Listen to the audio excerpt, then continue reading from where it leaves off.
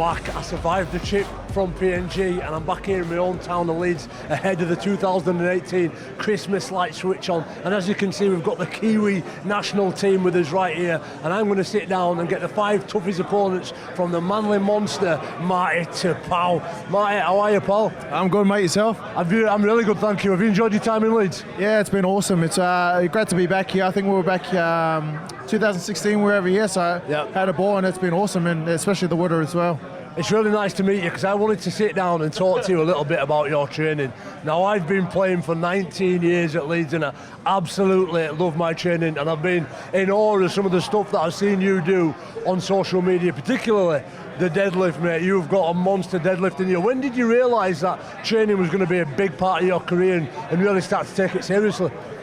Look, I think professionally 2014 was obviously when I debuted for the Kiwis, and when I was introduced to Sebastian Orab, who's the Australian strength coach, Yep. who I believe is probably the best, if not the best trainer or coach in Australia, and probably one of the best across the world. So he was one of the guys that really helped develop my strength and my lifting skills, and all about the technique as well. And you know, I think it took us a couple of months. I think two or so months to get up to you know, the modest 270 kilos. There was once Modest, wow. and then there's one other seminar which I got you know, told just to come down and lift a couple of weights, and next thing you know, my ego got the better of me, and we pulled up 300 kilos, and I think it's gone all over YouTube where 300 kilos, all weights fell off the side because the clips wouldn't hold it. So, you know, as time went on, I think it was a couple of weeks later, we lifted 310, and you know, I owe a lot to Sebastian with that, and it definitely helps with you know, progression of my career, and you know, stabilising with injuries and stuff. I think that's really important to realise as well, because what you're doing is right up there with some of the world-class athletes in that particular discipline in weights. How much improvement did you see the translating gains in the weights room to your career on the pitch? Oh, look, I saw massive gains and massive improvements across every field as a rugby league player. My strength, mentally, physically, aerobically and anaerobically, surprisingly. Wow, right. Yeah, as a rugby league player, you know, it's all about building your foundations, and that was one of many, you know, catch, pass, and lifting weights, heavy weights as well, and that really helped with injury prevention.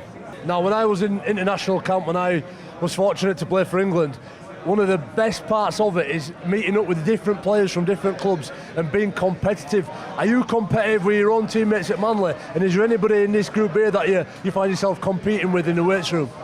Oh, look, back at Manly, everyone is competitive, and especially in the forwards pack, Yep. You're always trying to get above everyone else. Over here on the international stage, it's a whole nother level, and it's crazy. Yeah, like, even with the fullback as well, you get the fullbacks, you get the wingers trying to run as hard and trying to get on top of the forwards. So it's competitive and it's very good. You know, it sort of brings up the standards of our playing. Can I ask a quick question? Yeah, go for it. How many games have you played? How many games have I played? How many games have you played? I've played 420 games now for Leeds. 420. Yeah, 400, yeah. How many tries have you scored? Not that many, mate, if I'm honest with you. Probably around 79, but I'm not counting. That's ridiculous. 420 games. Yeah, so I start, next year would be my 20th year, and that's why I want to carry on and play a big part. But training has been a massive part of my career. I've always been really competitive, and that's what's got me on the field, the playing paddock, and I imagine got me to 20 years, just this desire to want to win. How big is the desire in you to want to win? You mentioned earlier about having a bit of an ego. Oh, everything. It's all about winning. It's winning every single moment. You know, as simple as waking up in the morning, that's a win. Drinking water, staying hydrated, eating the right foods, staying fit mentally and physically, that is a win, and that sort of carries on into your rugby league career and in life in general. So I must say, I've got a lot of respect for you.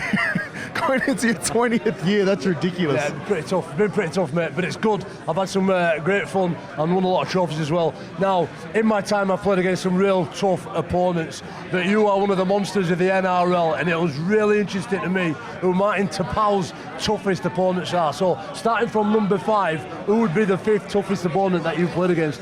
Number 5. I honestly don't know what it would be in order, but one of the toughest players that I have played against, Sonny Bill. Yeah. He is an outstanding athlete, and one player that I will never choose to run at again. He will just annihilate you. As a youngster, I ran straight at him off a tap. Copped a great shoulder, and I felt every bone in my body move. Another player, another 2 players are very, very similar, but very different. Sam Burgess. Yeah. Hard hitting, just an animal of a player, and just never stops. Jason Tomalolo as well. Right. You know, it's evident that, you know, he was a former Dally M Player of the Year. He is just a player where when he runs, you just don't know where he's going to run. He's so freaking quick. He is a big human, and he's still a baby. He is about, 24 years of age, and it's just ridiculous. He just keeps on growing. Another player that will make you look stupid is Roger Tuivasa-Sheck.